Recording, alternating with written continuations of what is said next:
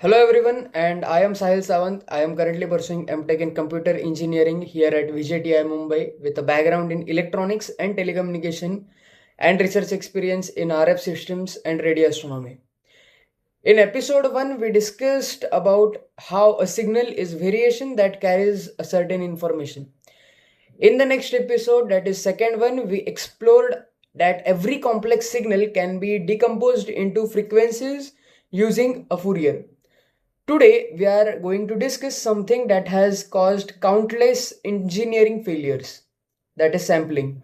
And more specifically, what happens when engineers sample the signals incorrectly. In the real world, signals are continuous, voltage changes are continuous, sound pressure changes continuously, electromagnetic waves are also continuous signals. But computers understand discrete numbers. So, to counter this, we must convert these continuous signals into some discrete samples. This process is called sampling. Sampling is not just take data, it is translating reality into a digital form. If done wrong, reality gets distorted. Imagine a smooth sine wave. Now imagine placing dots at the waves at particular intervals. These dots are the samples. Instead of knowing every value continuously, we only know the values at a specific time intervals. Mathematically, if sampling interval is defined as Ts, then the sampling frequency is going to be Fs equals to 1 by Ts.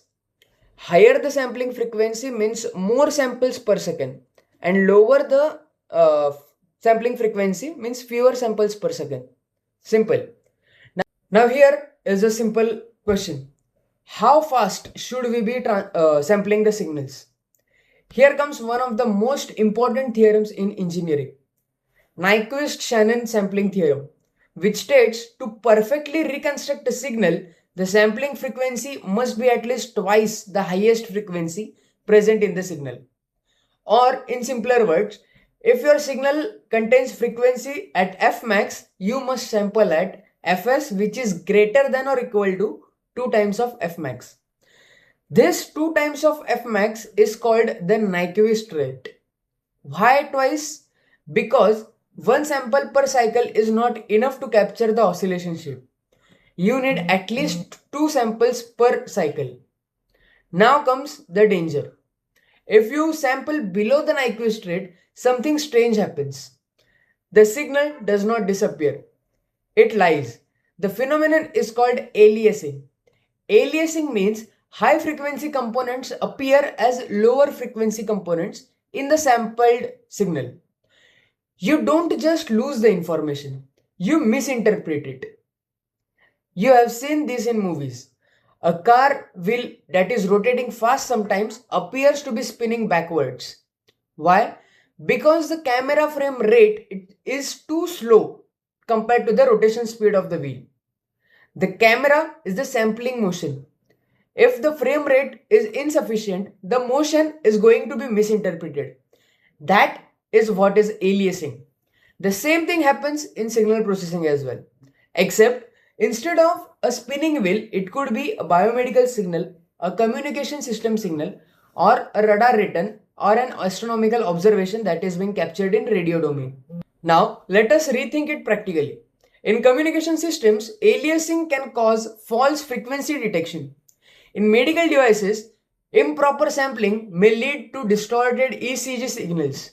In radio astronomy as well, weak cosmic signals can be misinterpreted as interferences. In embedded system, improper ADC configuration leads to faulty control decisions. Sampling is not academic. It is a system integrity. Before sampling, engineers add something called return, anti-aliasing filter. What it does is it removes frequencies above the Nyquist rate before sampling. This ensures that no high frequency content folds back into lower frequencies. This is why hardware design and signal processing must work together. ADC alone is not enough. System designs also matter in communication systems. Nyquist rate is the theoretical minimum. In real systems, engineer sample much higher. For example, audio CD uses 44.1 kHz. Human hearing limit is 20 kHz. Why not 40 kHz? Because real filters are not perfect. Engineering always includes a margin.